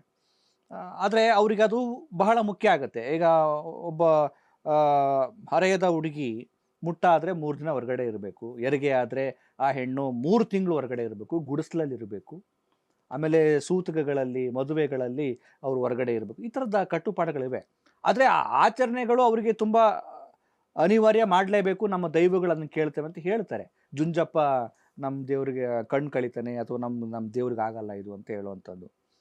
ಆದರೆ ನಾಗರಿಕ ಸಮಾಜ ಅದನ್ನು ನೋಡಿದಾಗ, ಮತ್ತು ಅದೇ ಸಮುದಾಯದ ಹೆಣ್ಮಕ್ಳು ಅಂಥದ್ದೊಂದು ಸಮಸ್ಯೆಗೆ, ಅಂದರೆ ಹೊರಗಡೆ ಇರಬೇಕು, ಮಳೆ ಗಾಳಿ ಚಳಿ ಅಂದಾಗೆ ಒಂದು ಮಗುವಿನ ಜೊತೆ ಬಾಣಂತಿ ಇರಬೇಕು, ಹೆಣ್ಮಕ್ಳು 3 ದಿನ ಹೊರಗಡೆ ಇರಬೇಕು, ಅವರು ಪುಸ್ತಕವನ್ನು ಕೂಡ ಮುಟ್ಟಂಗಿಲ್ಲ. ಇವೆಲ್ಲ ನಾವು ನೋಡಿದ್ದೀವಿ. ಅನೇಕ ಸಮಸ್ಯೆಗಳು ಒಳಗಾಗಿದ್ದಾರೆ. ಏನು ಈ ಮುಟ್ಟಿನ ಸಮಸ್ಯೆ ಬೇಡ ಅಂಥೇಳಿ ಅವರು ಆ ಗರ್ಭಕೋಶವನ್ನೇ ತೆಗೆಸ್ಕೊಂಡಿರೋ ಉದಾಹರಣೆಗಳೆಲ್ಲ ಇದ್ದಾವೆ. ಇದು ಒಂದು ರೀತಿ ಅತ್ಯಂತ ನರಕ ಸದೃಶ ಸ್ಥಿತಿ. ಇದನ್ನು ಹೇಗೆ ನೀವು ಹೇಳಿದಂಗೆ ಅದೆಲ್ಲವೂ ಕೂಡ ಇವತ್ತು ವಸ್ತುಸ್ಥಿತಿಯಲ್ಲಿ ನಡೀತಾ ಇದೆ. ಯಾವುದೋ ಒಂದು ಕಾಲದ ಒಂದು ಸಂದರ್ಭದಲ್ಲಿ, ಕಾಲಘಟ್ಟದಲ್ಲಿ ಈ ಒಂದು ಹುಟ್ಟು ಮತ್ತು ಮುಟ್ಟು ಇವೆರಡರ ಪ್ರಕ್ರಿಯೆಗಳ ಒಂದು ಹಿನ್ನೆಲೆಯಲ್ಲಿ, ಆಚರಣೆಗಳ ಒಂದು ಹಿನ್ನೆಲೆಯಲ್ಲಿ ಹಟ್ಟಿಯಿಂದ ಹೊರಗಡೆ ಇಡ್ತಿದ್ದದ್ದು ಒಂದು ರೀತಿಯಾದಂತಹ ವೈಜ್ಞಾನಿಕವಾಗಿರ್ತಕ್ಕಂತಹ ಒಂದು ಸನ್ನಿವೇಶಗಳು ಅವತ್ತಿನ ಕಾಲಕ್ಕೆ ಅದು ಸರಿ ಇದ್ದೀತು, ಸರಿ ಇರ್ಬೋದು. ಆದರೆ ಇವತ್ತಿನ ಆಧುನಿಕ ಸಂದರ್ಭದ ಒಂದು ಹಿನ್ನೆಲೆಯಲ್ಲಿ, ಜಾಗತೀಕರಣದ ಒಂದು ಈ ಹೊತ್ತಿನಲ್ಲಿಯೂ ಕೂಡ ಮತ್ತೆ ನಮ್ಮ ಈ ಹೆಣ್ಣು ಮಕ್ಕಳನ್ನು ಯಥಾಸ್ಥಿತಿನಲ್ಲಿ ಹೊರಗಡೆ ಇಡ್ತಕ್ಕಂಥದ್ದು ಇದೆಯಲ್ಲ, ಇದು ಅತ್ಯಂತ ಅವೈಜ್ಞಾನಿಕವಾಗಿರ್ತಕ್ಕಂತಹ ಒಂದು ವಿಚಾರ. ಇವತ್ತು ಹೆಚ್ಚು ಚರ್ಚೆಗೆ ಗ್ರಾಸ ಆಗಿರ್ತಕ್ಕಂತಹ ಒಂದು ಸಂಗತಿ ಈ ಸಮುದಾಯಕ್ಕೆ. ಇನ್ನೊಂದು ಏನಂದ್ರೆ ಇದನ್ನ ಪೋಷಕ ಮಾಡುವಂಥವ್ರು ಅದೇ ಕಮ್ಯುನಿಟಿಲಿ ಇರುವಂತ ಧಾರ್ಮಿಕ ಕೆಲಸ ಮಾಡುವಂಥ ಪೂಜಾರಿಗಳಿರ್ಬೋದು ಅವ್ರು. ಆದ್ರೆ ಅವ್ರಿಗೆ ಅದನ್ನ ಆ ಅರಿವು ಅರ್ಥ ಆಗ್ತಾ ಇಲ್ಲ. ಅಂದ್ರೆ ನಮಗೆ ಈ ಕಟ್ಟುಪಾಡೆ ಮುಖ್ಯ ಅನ್ನೋ ಅರ್ಥದಲ್ಲಿ ಇದ್ದಾರೆ, ಅದನ್ನ ಅವ್ರು ತಪ್ಪು ಅಂತ ಹೇಳಕ್ಕಾಗಲ್ಲ. ಆದ್ರೆ ಅದನ್ನ ಅವ್ರಿಗೆ ಅರ್ಥೈಸೋದು ಹೇಗೆ ಅನ್ನೋದೇ ಸವಾಲು. ಏನಾಗಿದೆ, ಬರೀ ಗೌಡ ಪೂಜಾರಿಗಳು ಅಷ್ಟೇ ಅಲ್ಲ, ಇದನ್ನು ಪ್ರೋತ್ಸಾಹಿಸ್ತಕ್ಕಂಥವ್ರು ವಿದ್ಯಾವಂತರು ವಿದ್ಯಾವಂತರೂ ಕೂಡ, Correct, ಇವತ್ತಿನ ಆ ಸಮುದಾಯದಿಂದ ಬಂದಂಥ ವಿದ್ಯಾವಂತರು ಕೂಡ ಅದನ್ನು ಬೆಂಬಲಿಸ್ಕೊಂಡು ಹೋಗ್ತಾರೆ. ಬೆಂಬಲಿಸೋದು ಹೇಗೆ ಅಂತಂದರೆ ಬೇರೆ ಬೇರೆ ಕಾರಣಗಳನ್ನು ಕೊಡಕ್ಕೆ ಹೋಗ್ತಾರೆ. ಇವ್ರಿಗೆ ಮನೆ ಕಟ್ಸ್ಕೊಡ್ಬೇಕು, ರಸ್ತೆ ಮಾಡಿಕೊಡ್ಬೇಕು, ಆಸ್ಪತ್ರೆ, ಏನೇನು ಬೇರೆ ಬೇರೆ ಈ ಥರ ಅಭಿವೃದ್ಧಿ ಕಾರ್ಯಗಳನ್ನು ಮುಂದೆ ಇಟ್ಟುಕೊಂಡು ಮೊದಲು ಅದನ್ನು ಮಾಡಿ ಅನಂತರದಲ್ಲಿ ಈ ಕಡೆಗೆ ಬನ್ನಿ ಒಂದು ಅಂತ ನೆಪ ಹೇಳ್ತಾರೆ. ಒಂದು ನೆಪ, ಅದು ಕುಂಟಿ ನೆಪ, ಅದು ಮುಖ್ಯ ಅಲ್ಲ. ಇದರಿಂದ ಆ ಹೆಣ್ಣು ಮಗಳು ಏನೆಲ್ಲ ನೋವುಗಳನ್ನು, ಸಂಕಷ್ಟಗಳನ್ನು ಅನುಭವಿಸ್ತಾರೆ ಅನ್ನುವಂಥದ್ದು ಈಗಾಗಲೇ ಸಾಕಷ್ಟು ಚರ್ಚೆಯಾಗಿದೆ. ಈಗಾಗಲೇ ನಮ್ಮಲ್ಲಿಯೂ ಕೂಡ ಇರುವಂತಹ ಕೆಲವು ವಿದ್ಯಾವಂತರು, ಆ ವಿದ್ಯಾವಂತರುಗಳು ಒಟ್ಟು ಸೇರಿಕೊಂಡು ಅವರದ್ದೇ ಆದಂತಹ ಮಾದರಿನಲ್ಲಿ ಜಾಗೃತಿ ಮೂಡಿಸಿದ್ದಾರೆ. ಜಾಗೃತಿ ಕಾರ್ಯಕ್ರಮಗಳು ಆಗ್ತಾ ಇದ್ದಾವೆ. ಇದಕ್ಕೆ ಜನ ಸ್ಪಂದಿಸ್ತಾ ಇದ್ದಾರೆ. ಸ್ಪಂದನೆ ಇಲ್ಲ ಅಂತಲ್ಲ, ಆದರೆ ನಮ್ಮಲ್ಲಿ ತುಂಬ ಜಾಗೃತಿ ಮೂಡಿಸುವಂತಹ ಕಾರ್ಯಗಳು ಇನ್ನೂ ಹೆಚ್ಚು ಹೆಚ್ಚು ಹೆಚ್ಚು ಆಗಬೇಕು. ಕಾನೂನಿನಿಂದ ಇದನ್ನು ಇದು ನಿಭಾಯಿಸ್ಲಿಕ್ಕೆ ಸಾಧ್ಯತೆ ಇಲ್ಲ. ಅದಕ್ಕೂ ಕೂಡ ಈಗ ಮೌಢ್ಯ ನಿವಾರಣಾ ಕಾಯ್ದೆ ಏನು ಬಂದಿದೆಯಲ್ಲ, ಅದರ ಪ್ರಕಾರವಾಗಿ ಯಾವ ಜಾಗೃತಿನೂ ಇಲ್ಲ, ಹೊರಗಡೆ ಇದ್ದರೆ ಏಕಾಏಕಿ ಎಳ್ಕೊಂಬಂದ್ಬಿಟ್ಟು ಜೈಲಿಗೆ ಹಾಕುವಂತಹ ಒಂದು ಕಾಯ್ದೆಗಳು ಇವತ್ತು ನಮ್ಮಲ್ಲಿದ್ದಾವೆ. ಇಂಥ ಅಪಾಯಕಾರಿ ಕಾಯ್ದೆಗಳು ನಮ್ಮ ಮುಂದೆ ಕಣ್ಮುಂದೆ ಇರುವಾಗ ಈ ಸಮುದಾಯದ ಪ್ರಜ್ಞಾವಂತರು, ಚಿಂತಕರು ಏನು ಮಾಡಬೇಕು, ನಿರಂತರವಾಗಿ ಅವರಿಗೆ ಜಾಗೃತಿ ಮೂಡಿಸುವ ಅಭಿಯಾನಗಳಾಗಬೇಕು ಅನ್ನುವಂಥದ್ದು. ಆದರೆ ಇದು ಏಕಾಏಕಿ ಜಾಗೃತಿ ಮೂಡ್ತದೆ, ಅವರು ಸರಿದಾರಿ ಒಳಗಡೆ ಬರ್ತಾರೆ ಅನ್ನುವಂಥದ್ದೆಲ್ಲ ನಿರಂತರವಾಗಿ ಆಗಬೇಕು. ಕರೆಕ್ಟ್. ಆಮೇಲೆ ಇನ್ನೊಂದು ಸರಿ ಏನಿದಾರಲ್ಲ ಈ ವಿದ್ಯಾವಂತರು ಇದಾರಲ್ಲ ಕಮ್ಯುನಿಟಿಗಳಲ್ಲಿ, ಬಹುಶಃ ಬರೀ ಅಕ್ಷರ ಜ್ಞಾನ ಏನು ಕೆಲಸಕ್ಕೆ ಬರೋದಿಲ್ಲ ಅಂತ ಅಂದ್ಕೊಳ್ತೀನಿ ನಾನು. ಅಕ್ಷರ ಜ್ಞಾನಕ್ಕೆ ಜೊತೆಗೆ ವೈಚಾರಿಕವಾಗಿ ಯೋಚನೆ ಮಾಡುವ, ವೈಜ್ಞಾನಿಕವಾಗಿ ಚಿಂತನೆ ಮಾಡುವ, ಮತ್ತು ಮಾನವೀಯ ನೆಲೆಯಲ್ಲಿ ಯೋಚನೆ ಮಾಡುವ, ಆಮೇಲೆ ನಮ್ಮ ಇನ್ನು ಸಾಂಸ್ಕೃತಿಕ ಆಚರಣೆಗಳನ್ನು ಉಳಿಸಿಕೊಳ್ಳುತ್ತಲೇ ಹೇಗೆ ಮಾನವೀಯ ಆಗುವುದರ ಬಗ್ಗೆ ಚಿಂತನೆ ಮಾಡುವ ಮನೋಭಾವವು ಕೂಡ ಬೇಕಾಗಿದೆ ಅಂತ ಅನಿಸುತ್ತೆ. ಈ ಅತ್ಯಂತ ಅವಶ್ಯಕತೆ ಇದು. ಈಗ ನೀವೇನು ಹೇಳಿದಿರಲ್ಲ, ಇವತ್ತು ಆಗಬೇಕಾಗಿರೋದು ಆ ದಿಕ್ಕಿನ ಅರಿವು ಮೂಡಿಸುವ ಕಾರ್ಯಕ್ರಮ. ಏಕಾಏಕಿ ಹೋಗಿ ಆಕ್ರಮಣ ಮಾಡಿ, ಒಂದು ಸಾರಿ ನಾನು ಗಮನಿಸಿದೆ ಏನಂತ ಹೇಳಿದರೆ, ಒಬ್ಬರು ಜನಪ್ರತಿನಿಧಿ ಒಬ್ಬರು ರಾತ್ರಿ ಎಲ್ಲೋ ಮಾರ್ಗ ಮಧ್ಯದಲ್ಲಿ ಹೋಗ್ತಾ ಮಧ್ಯರಾತ್ರಿನಲ್ಲಿ ಟಾರ್ಚ್ಗಳು ಹಾಕೊಂಡು, ಅಲ್ಲಿ ಹಟ್ಟಿ ಸಿಕ್ಕಿದೆ, ಹೆಣ್ಣು ಮಕ್ಕಳು ಹೊರಗಡೆ ಕೂತಿದ್ದಾರೆ, ಹೋಗಿಬಿಟ್ಟು ಟಾರ್ಚ್ಗಳನ್ನು ಬಿಟ್ಕೊಂಡು ಅವ್ರನ್ನ ಹುಡುಕೊಂಡು ಈ ಪ್ರಾಣಿಗಳನ್ನು ಬೆದರಿಸ್ಕೊಂಡು ಓಡೋಗ್ತಾರಲ್ಲ, ಹಾಗೂ ಎಳ್ಕೊಂಬಂದು ಹಟ್ಟಿಯ ಒಳಗಡೆ ಬಿಟ್ಟಿರ್ತಕ್ಕಂಥ ಒಂದು ವಿಡಿಯೋವನ್ನು ನಾನು ನೋಡಿದೆ. ಅದೆಲ್ಲ ಅರಿವು ಮೂಡಿಸುವಂಥದ್ದು. ಈಗ ನೀವು ಹೇಳಿದಿರಲ್ಲ, ಅದು ಆಗಬೇಕಾಗಿದೆ ಅಂತ ಏನು ಮಾಡಬೇಕಾಗ್ತದೆ, ಕೇವಲ ಭಾಷಣಗಳಿಂದ ಆಗೋದಿಲ್ಲ. ಒಳಗಿನವರಾಗಿ, ಅವರಂತಾಗಿ, ಅವರೊಟ್ಟಿಗೆ ಬೆರೆತು ಅವರ ಮನಸ್ಸನ್ನು ಪರಿವರ್ತನೆ ಮಾಡುವ ಕ್ರಿಯೆಗಳು ಆಗಬೇಕು. ಇದು ಆಗಬೇಕಾದ್ರೆ ಏನಾಗ್ತದೆ, ಜಾಗೃತಿ ಗೀತೆಗಳನ್ನು ನಾವು ಮಾಡಿಸ್ಬೇಕು, ನಾಟಕಗಳನ್ನು ಮಾಡಬೇಕು, ಕಿರುಚಿತ್ರಗಳನ್ನು ಮಾಡಬೇಕು, ಚಿತ್ರಕಲೆಗಳ ಮುಖ್ಯವಾಗಿ, ಹೀಗೆ ಬಹುಮಾಧ್ಯಮಗಳನ್ನು ಬಳಸಿಕೊಂಡು ಅವರಿಗೆ ಅರಿವು ಮೂಡಿಸುವಂಥ ನಿರಂತರ ಪ್ರಕ್ರಿಯೆಗಳಾಗಬೇಕು. ಆದರೆ ದುರಂತ ಅಂತ ಹೇಳಿದರೆ, ಈ ಥರದ್ದೊಂದು ಈಗೇನೋ ಒಂದು ಮಾಗಡಿ ಮಾರಣ್ಣ ಅವರ ಏನೋ ಒಂದು ಕಿರುಚಿತ್ರವನ್ನು, ಈ ಮುಟ್ಟಿಗೆ ಸಂಬಂಧಪಟ್ಟಂಥ ಕಿರುಚಿತ್ರವನ್ನು ಆರಂಭಿಸಲಿಕ್ಕೆ ಹೋಗಿದ್ದಾರೆ. ಅದಕ್ಕೆ 108 ಆಕ್ಷೇಪಣೆ. ಕರೆಕ್ಟ್. ಆ ಸವಾಲಿರುತ್ತೆ. ಉದಾಹರಣೆಗೆ ಈಗ ಅಂಥದ್ದೊಂದು ಪ್ರಯತ್ನ ನಾವು ಕೂಡ ಮಾಡೋದಕ್ಕೆ ಸಫಲ ಆದ್ವಿ ಅಂತ ಹೇಳ್ಬೋದು. ಅದನ್ನು ನಾನೀಗ ಹೇಳೋಣ ಅಂತಿದ್ದೆ. ನೀವು ನಿಮ್ಮ ನೇತೃತ್ವದಲ್ಲಿ ರಾಮಪ್ಪನಟ್ಟಿ ನಾನು ಗಮನಿಸಿದ್ದೇನೆ. ಅದು ತುಂಬ ಅದ್ಭುತವಾಗಿರತಕ್ಕಂಥ ಒಂದು. ಯಾಕೆಂದ್ರೆ ಸರ್, ಅಲ್ಲಿ ತುಮಕೂರು ಜಿಲ್ಲೆಯ ಹಟ್ಟಿಯ ಹೆಣ್ಣು ಮಕ್ಕಳೇ ಅವರು ಸ್ವಯಂ ಜಾಗೃತರಾಗಿದ್ದಾರೆ. ಹೌದು. ಅಲ್ಲಿ ನಮ್ಮ ಎಲ್ಲ ತಂಡ ಒಂದು ಸಕ್ಸಸ್ ಆಗೋದಕ್ಕೆ ಕಾರಣ ಏನು ಅಂದ್ರೆ, ಸ್ವತಃ ಹೆಣ್ಣು ಮಕ್ಕಳೇ ಆ ಶೋಷಣೆಯ ಅರಿವಾಗಿದೆ ಅವರಿಗೆ, ಮತ್ತು ಅದರ ವಿರುದ್ಧ ಅವ್ರು ನಿಲ್ಲಬೇಕು, ಮತ್ತು ಇದರಿಂದ ನಮಗೆ ತೊಂದರೆ ಆಗ್ತಾ ಇದೆ, ನಮ್ಮ ಮಕ್ಕಳಿಗೆ ಶಿಕ್ಷಣದ ಸಮಸ್ಯೆ ಆಗುತ್ತೆ, ಮತ್ತು ನಾವು ತೊಂದರೆಯನ್ನು ಅನುಭವಿಸ್ತೀವಿ ಅಂಥೇಳಿ ಅವರು ಜಾಗೃತ ಆಗಿದ್ದ ಪರಿಣಾಮವಾಗಿ ನಾವೆಲ್ಲ ಹೋಗಿದ್ದು ಒಂದು ರೀತಿ ಒಂದು ಖಂಡಿತ. ಸಫಲ ಆಯಿತು ಅನ್ನೋದು. ಕೊನೆಗೆ ಈಗ ಕೂಡ ಆ ರಾಮಪ್ಪನಟ್ಟಿ ಗ್ರಾಮ ಒಂದು ರೀತಿ ಈ ಥರದ ಮೌಢ್ಯಗಳನ್ನು, ಅಂದರೆ ಈ ಥರದ ಸಂಪ್ರದಾಯಗಳನ್ನು ಅವ್ರು ಆಚರಣೆ ಮಾಡ್ತಾ ಇಲ್ಲ, ಎಲ್ಲ ಆರಾಮಾಗಿ ಹಟ್ಟಿ ಒಳಗಡೆ ಇದ್ದಾರೆ, ಅವ್ರಿಗೆ ಯಾವ ತೊಂದರೆಯೂ ಇಲ್ಲ. ಆ ಮಾದರಿಯಲ್ಲಿ ಏನು ಆ ಜಿ ಕೆ ಪ್ರೇಮ, ಡಾಕ್ಟರ್ ಜಿ ಕೆ ಪ್ರೇಮ, ನೀವು ಕುಣಿಕೆರೆ ರಾಮಣ್ಣ ಅಥವಾ ಜಜ್ಜಿ ರಾಜಣ್ಣ ಮೊದಲಂತ ಈ ನೀವೇನು ಟೀಮ್ ಹೋಗಿದ್ದಿರಲ್ಲ, ಆ ಮಾದರಿಯ ಒಂದು ಅರಿವು ಜಾಗೃತಿ ಮೂಡಿಸುವ ಕಾರ್ಯಕ್ರಮಗಳಾಗಬೇಕು, ಮತ್ತು ಫಾಲೋಅಪಿಂಗ್ ಅಲ್ಲಿ ಇರಬೇಕು ಅನ್ನುವಂಥದ್ದು ಎಲ್ಲ ಹಟ್ಟಿಗಳೆಲ್ಲ ಆಗಬೇಕು. ಇನ್ನೂ ಒಂದು ನಾನು ಗಮನಿಸಿದ, ಕೂಡ್ಲಿಗಿ ತಾಲೂಕಿನಲ್ಲಿ ಒಬ್ಬರು DYSP ಇದ್ದರು, ಆ ಹೆಸರು ನನಗೆ ತಕ್ಷಣಕ್ಕೆ ನೆನಪಾಗ್ತಿಲ್ಲ. ಯಾವಾಗ ಈ ಮೌಢ್ಯ ನಿವಾರಣಾ ಕಾಯ್ದೆ ಬಂತೋ ಆ DYSP ಮುಂದುಗಡೆ ನಿಂತುಕೊಂಡು ಹೆಣ್ಣುಮಗಳು ಅಲ್ಲಿಯ ಮುಖಂಡರುಗಳನ್ನು ಇಟ್ಟುಕೊಂಡು ನಿರಂತರವಾಗಿ ಹಟ್ಟಿಗಳಿಗೆ ಹೋಗಿ ಜಾಗೃತಿ ಮೂಡಿಸಿದ್ರ ಪರಿಣಾಮವಾಗಿ ಇವತ್ತು ಅದು ಹೆಚ್ಚು ಮ್ಯಾಕ್ಸಿಮಮ್ ಕಡಿಮೆಯಾಗಿದೆ. ಈ ಪ್ರಯತ್ನಗಳು ನಮ್ಮಲ್ಲಿ ಆಗಬೇಕು. ಯಾವ್ಯಾವೋ ಕುಂಟಿನಪ್ಪಗಳನ್ನು ಇಟ್ಟುಕೊಂಡು ನಮ್ಮ ಸಂಸ್ಕೃತಿ ಬೀದಿ ಪಾಲಾಗ್ತದೆ ಅನ್ನುವಂಥ ಭ್ರಮೆಯಿಂದ ಈಚೆಗೆ ನಾವು ಬಹುಶಃ ಅಂಥದ್ದೊಂದು ವಿವೇಕ ಸಮುದಾಯಕ್ಕೆ ಬರಲಿ, ಮತ್ತು ಹೆಣ್ಣು ಮಕ್ಕಳು ಮಾನವೀಯ ನೆಲೆಯಲ್ಲಿ ಇಂಥ ಒಂದು ಮೌಢ್ಯದಿಂದ ಅಥವಾ ಈ ಹಿಂಸೆಯಿಂದ, ಆಚರಣೆಗಳ ಹಿಂಸೆಯಿಂದ ಪಾರಾಗಿರಲಿ ಅನ್ನುವಂಥ ಆಶಯ ಕೂಡ ನಮ್ಮದು ಸರ್. ಇನ್ನು ನಿಮ್ಮದು ಒಂದು ಏನಂದರೆ ಕಲಾಮರಹಳ್ಳಿಯ ಕತೆಗಳು ಅಂಥೇಳಿ, ನೀವು ಕತೆಗೆ, ಜನಪದಕ್ಕೆ ನೀವು ಒಂದು ಆ ಕ್ಷೇತ್ರಕ್ಕೆ ನೀವು ಸೆಳೀತೀರಿ, ನಿಮ್ಮನ್ನು ಸೆಳೆಯುತ್ತೆ ಅದು ಅನ್ನುವಂಥದ್ದು. ಆ ಅನುಭವಗಳು, ಆ ಕತೆಗಳು ಹೇಗೆ ಹುಟ್ಟುಕೊಳ್ತವೆ ನಿಮ್ಮಲ್ಲಿ ಅನ್ನುವಂಥದ್ದು, ಮತ್ತು ಜಿ ಶಂಪಾ ಅವರೊಂದಿಗೆ ನೀವು ಕೆಲಸ ಮಾಡ್ತೀರಿ. ಆಮೇಲೆ ನಿಮ್ಮದೊಂದು ಕತೆ ಇದೆ, ಈರ್ಬಡಪ್ಪ ಬಡ ಕುದುರೆ ಬಡಜ್ಜ ಅಂತ.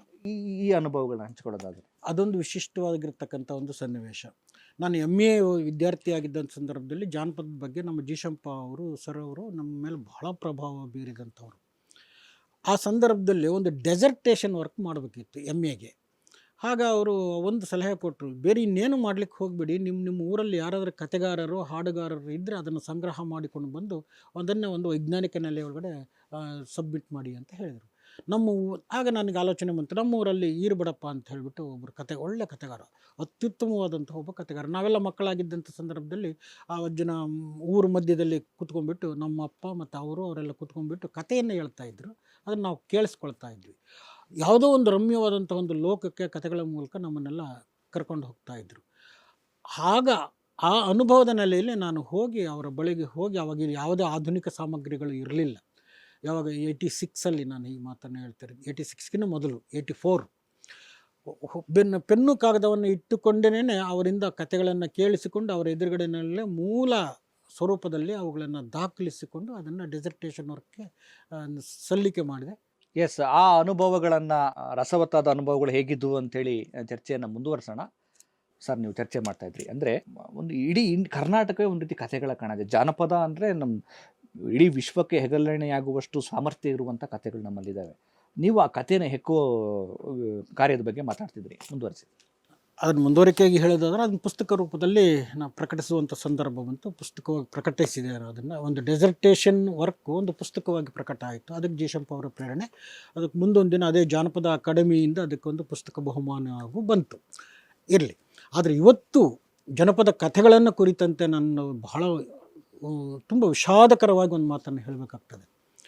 ಇವತ್ತು ಎಲ್ಲಿಯೂ ಕೂಡ ಜನಪದ ಕಥೆಗಳನ್ನು ಹೇಳುವಂಥ ಕಥೆಗಾರರಿಲ್ಲ.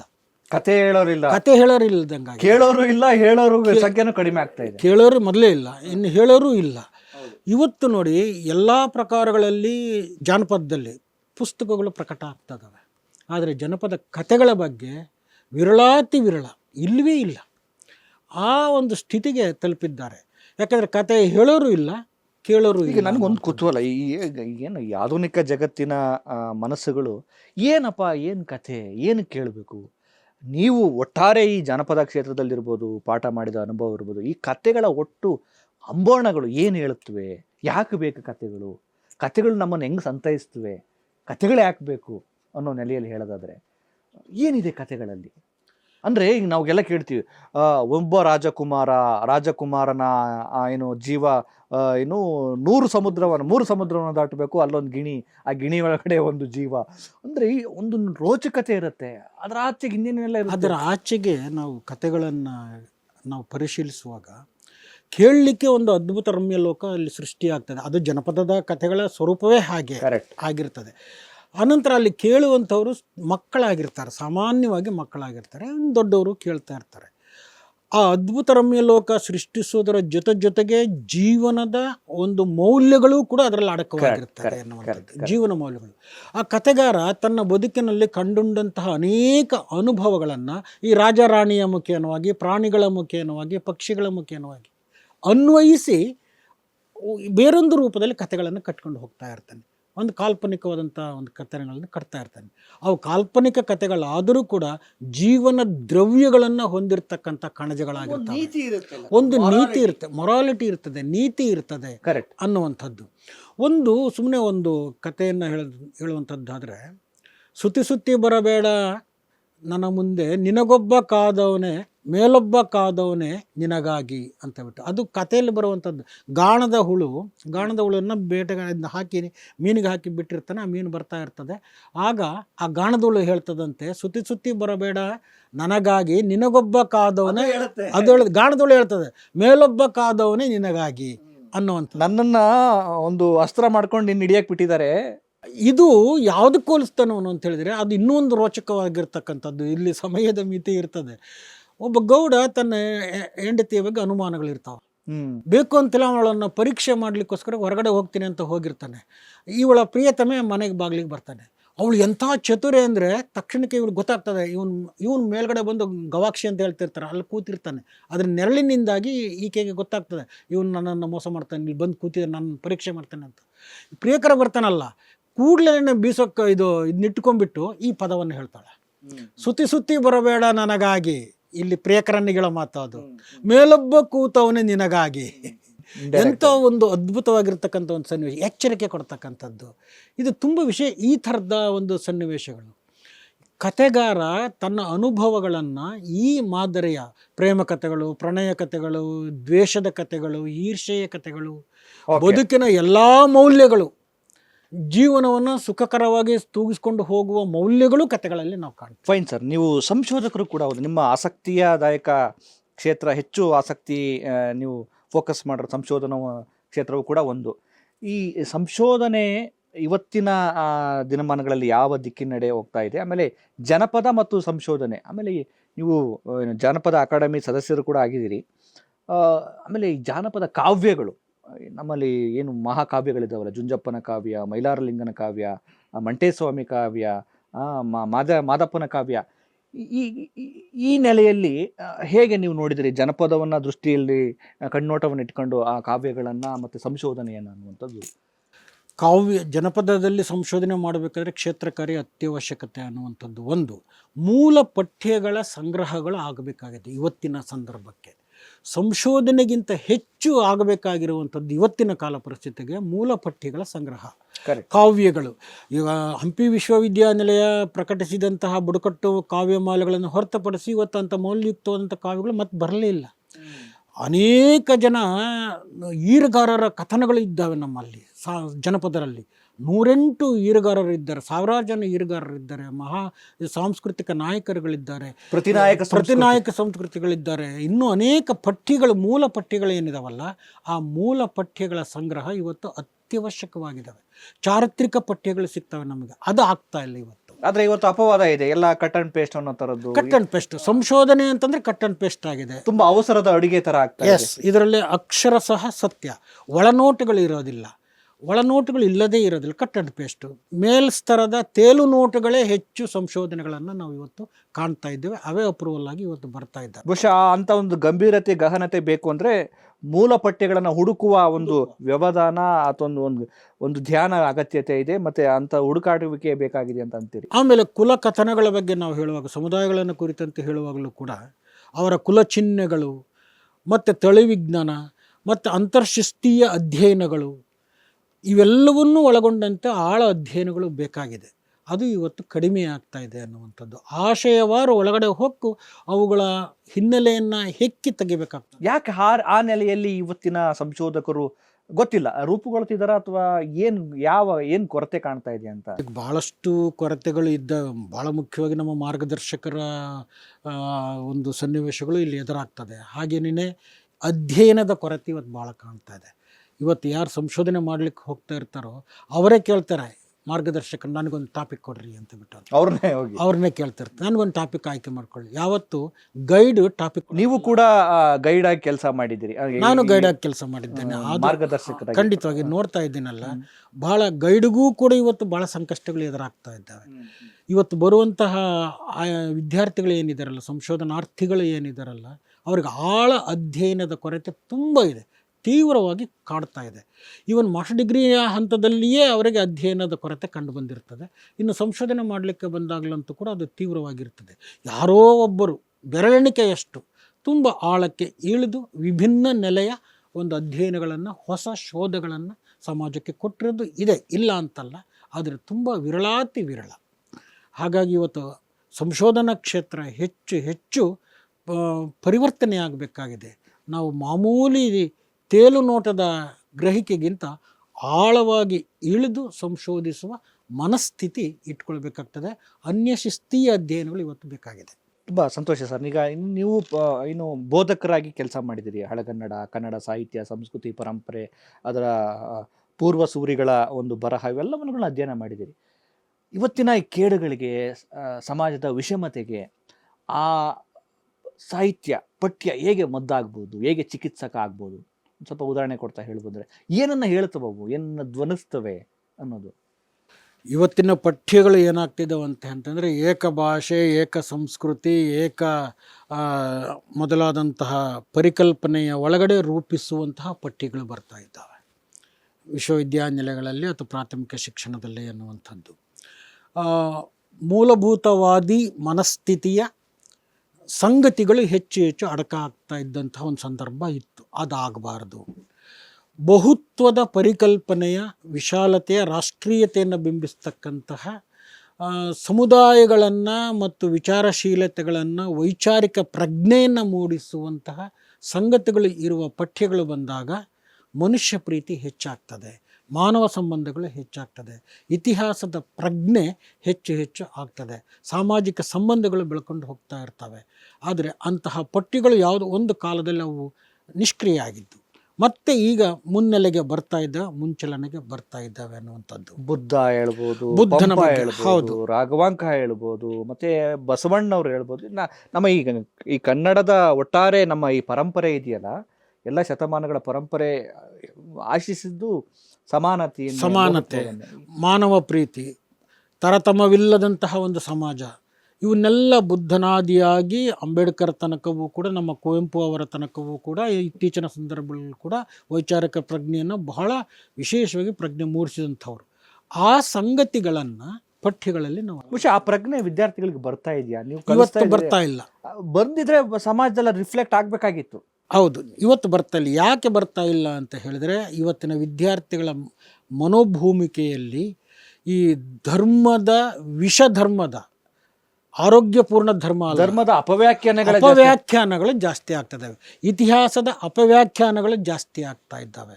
ಉದಾಹರಣೆಗೆ ಟಿಪ್ಪು ಸುಲ್ತಾನನ ಉರಿಗೌಡ ಮರಿಗೌಡ ಅಂತ ಏನೋ ಒಂದು ಸಂದರ್ಭಗಳು, ಆ ಥರದ ಅಪವ್ಯಾಖ್ಯಾನಗಳು ಶುರುವಾಗ್ತಾ ಇದ್ದಾವೆ. ಅವುಗಳಿಗೆ ಹೊರತಾಗಿ ನಾವು ಮನುಷ್ಯರ ನಡುವಿನ ಪ್ರೀತಿಯನ್ನು ಬಿಂಬಿಸ್ತಕ್ಕಂತಹ ಒಂದು ಮಾನವೀಯ ನೆಲೆಯ ವಿಚಾರಗಳು ಅವರ ಮನಸ್ಸಿನ ಒಳಗಡೆ ಹೋಗ್ತಾ ಇಲ್ಲ, ಹೇಳ್ತಾ ಇಲ್ಲ. ನಮ್ಮ ಅಧ್ಯಾಪಕರುಗಳು ಕೂಡ ಇವತ್ತು ಆ ದಿಕ್ಕಿನಲ್ಲಿ ಹೆಜ್ಜೆ ಇಡಬೇಕಾಗಿದೆ. ಅಂಥ ಪಠ್ಯಗಳು ಇದ್ದರೂ ಕೂಡ ಅವುಗಳನ್ನು ವಿದ್ಯಾರ್ಥಿಗಳ ಮನಃಪಟಲದ ಮೇಲೆ ಸೇರಿಸುವ ದಿಕ್ಕಿನಲ್ಲಿ ಪ್ರಯತ್ನಗಳು ಕಡಿಮೆ ಆಗ್ತಾ ಇದ್ದಾವೆ. Yes sir. ಬಹುಶಃ ನಾವು ಕಾರ್ಯಕ್ರಮದ ಕೊನೆಘಟ್ಟಕ್ಕೆ ತಲುಪ್ತಾ ಇದ್ದೀವಿ ಅಂತ ಕಾಣುತ್ತೆ. ಈಗ ನಿಮ್ಮ ಒಟ್ಟಾರೆಯ ಇಲ್ಲಿವರೆಗಿನ ಬದುಕು ಮತ್ತು ಮುಂದಿನ ಜೀವನಗಳು, ಇವೆಲ್ಲವನ್ನ ನೋಡಿದಾಗ ಏನು ದಕ್ಕಿಸಿಕೊಂಡಿರಿ ಅಂತ, ಮತ್ತು ಇನ್ನೇನು ದಕ್ಕಿಸಿಕೊಳ್ಳಬೇಕಾಗಿದೆ? ಆ ತಹತಃ ಮತ್ತು ಒಂದು ತೃಪ್ತಿ ಅನ್ನೋದಿರುತ್ತೆ. ನಾನು ನೋಡಿದಾಗ ಇಲ್ಲಿ ಇಷ್ಟು ಸಿಕ್ಕಿದೆ, ಮತ್ತಿನ್ನೇನು ಬೇಕಾಗಿದೆ ಅನ್ನೋ ನೆಲೆಯಲ್ಲಿ ನಾನು ಇದುವರೆಗಿನ ನನ್ನ ಒಟ್ಟು ಬದುಕಿನ ಒಂದು ಸನ್ನಿವೇಶದಲ್ಲಿ ನಾನು ದಕ್ಕಿಸಿಕೊಂಡಿದ್ದು ಮಾನವ ಪ್ರೀತಿ, ಸಹಜವಾದಂಥ ಮಾನವ ಗೌರವ, ಮಾನವ ಬಂಧುತ್ವ. ಅದನ್ನು ನಾನು ಗಳಿಸಿಕೊಂಡಿದ್ದೇನೆ, ಮಾನವ ಪ್ರೀತಿಯನ್ನು ಗಳಿಸಿಕೊಂಡಿದ್ದೇನೆ. ಮುಂದೆಯೂ ಕೂಡ ಅದನ್ನು ಇನ್ನಷ್ಟು ಹೆಚ್ಚು ಹೆಚ್ಚು ಅದು, ಯಾಕೆಂದರೆ ಮಾನವ ಪ್ರೀತಿ ಅನ್ನೋದು ಕೊಡ ತುಂಬೋದಿಲ್ಲ, ಅದು ಯಾವತ್ತೂ ಹಂಚ್ತಾ ಹೋಗ್ಕೊಂಡು ಹೋಗ್ತಕ್ಕಂಥದ್ದು.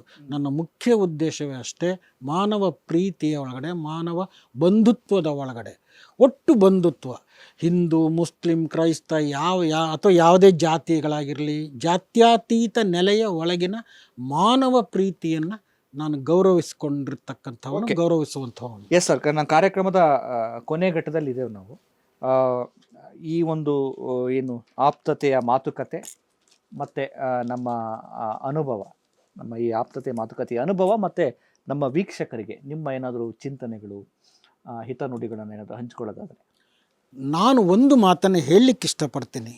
ಒಂದು ಬಹಳ ಮುಖ್ಯವಾಗಿ ಇವತ್ತಿನ ವರ್ತಮಾನದ ಸನ್ನಿವೇಶಕ್ಕನ್ನು ಗಮನಿಸಿ.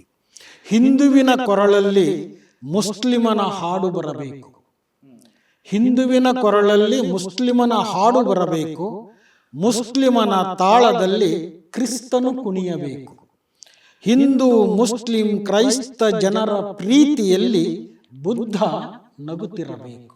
ಇದು ಇವತ್ತು ಬೇಕಾಗಿರುವಂತಹ ಸನ್ನಿವೇಶಗಳು. ಅದರಲ್ಲಿ ನಾವೆಲ್ಲರೂ ಅದರಲ್ಲಿ ಪಾಲ್ಗೊಂಡಾಗ ಮಾತ್ರ ಪ್ರೀತಿ, ಕರುಣೆ, ಸೌಹಾರ್ದ, ಶಾಂತಿ, ಸಾಮರಸ್ಯ ಮೇಲು ಚಲನೆಯಲ್ಲಿ ಬರ್ತದೆ. ಈ ಹಿನ್ನೆಲೆಯಲ್ಲಿದ್ದಾಗ, ಬುದ್ಧ ನಕ್ಕಾಗ ಮಾತ್ರ. ಹಾಗೆಯೇ ಹಿಂಸೆಯ ಪಾರುಪತ್ಯಕ್ಕೆ ಹಿನ್ನಡೆಯಾಗ್ತದೆ, ಸಾಮರಸ್ಯದ ಸಾಂಗತ್ಯ ಮುನ್ನಡೆಗೆ ಬರ್ತದೆ. ಇವತ್ತು ನಮಗೆ ಬೇಕಾಗಿರೋದು ಸಾಮರಸ್ಯ ಮತ್ತು ಸೌಹಾರ್ದ, ಮನುಷ್ಯ ನಡುವಿನ ಪ್ರೀತಿ. ಫೈನ್ ಸರ್, ತುಂಬ ಒಳ್ಳೆಯ ಮೌಲ್ಯಯುತವಾದಂಥ ಮತ್ತು ಜೀವನ ಪ್ರೀತಿಯ ಮತ್ತು ಸಾಮರಸ್ಯದ ಸಾಂಗತ್ಯದ ಬದುಕಿನ ಏನು ಆಶಯವನ್ನು ಧ್ವನಿಸಿದಿರಿ. ನಮ್ಮ ಈ ಸಾಧಕರ ಸಂಪುಟ ಕಾರ್ಯಕ್ರಮಕ್ಕೆ ಬಂದು ನಿಮ್ಮ ಎಲ್ಲ ಬದುಕಿನ ಏನು ಮಹತ್ತರ ಘಟನೆಗಳನ್ನು, ನಿಮ್ಮ ಸಾಧನೆಗಳನ್ನು ಹಂಚಿಕೊಂಡು ಈ ಸಂಪುಟಕ್ಕೆ ಒಂದು ಮಹತ್ತರವಾದಂಥ ಒಂದು ಪುಟವಾಗಿ ರೂಪುಗೊಂಡಿದ್ದೀರಿ.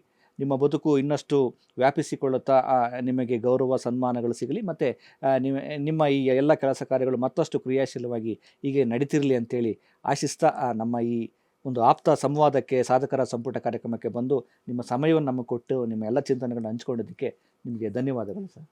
ತುಂಬ ಸಂತೋಷ, ನನಗೂ ಕೂಡ ತುಂಬ ಸಂತೋಷ ಆಯಿತು. ನಿಮ್ಮ ಈ ಒಂದು ವಾಹಿನಿಯಲ್ಲಿ ಕುಳಿತುಕೊಂಡು ಒಂದಷ್ಟು ಹೊತ್ತು ಸಮಾಲೋಚನೆ, ಚರ್ಚೆ ಮಾಡಿದ್ದಕ್ಕೆ ನಿಮ್ಮ ವಾಹಿನಿಯ ಎಲ್ಲರಿಗೂ ಮತ್ತು ನಿಮಗೆ ತುಂಬ ತುಂಬ ಧನ್ಯವಾದಗಳು. Thank you sir. ನೋಡಿದ್ರಲ್ಲ, ಸಾಧಕರ ಸಂಪುಟ ಕಾರ್ಯಕ್ರಮದಲ್ಲಿ ಡಾಕ್ಟರ್ ಮಲ್ಲಿಕಾರ್ಜುನ ಕಲಮರಹಳ್ಳಿಯವರ ಜೀವನಯಾನ, ಬದುಕಿನ ಪ್ರೀತಿ, ಅವರ ಚಿಂತನೆಗಳು, ಅವರ ಸಾಹಿತ್ಯಿಕ ಸಂಶೋಧನಾ ಏನು ಕೆಲಸ ಕಾರ್ಯಗಳನ್ನು, ಈ ಒಂದು ಕಾರ್ಯಕ್ರಮ, ಇವರ ಚಿಂತನೆಗಳು ನಿಮಗೊಂದಷ್ಟು ಸ್ಫೂರ್ತಿಯನ್ನು ಕೊಡುತ್ತವೆ ಅಂತ ಭಾವಿಸ್ತಾ, ಮುಂದಿನ ಸಾಧಕರ ಸಂಪುಟ ಕಾರ್ಯಕ್ರಮದಲ್ಲಿ ಮತ್ತೊಬ್ಬ ವಿಶೇಷ ಅತಿಥಿಯೊಂದಿಗೆ ನಾನು ಹಾಜರಾಗ್ತೇನೆ. ನಮಸ್ಕಾರ.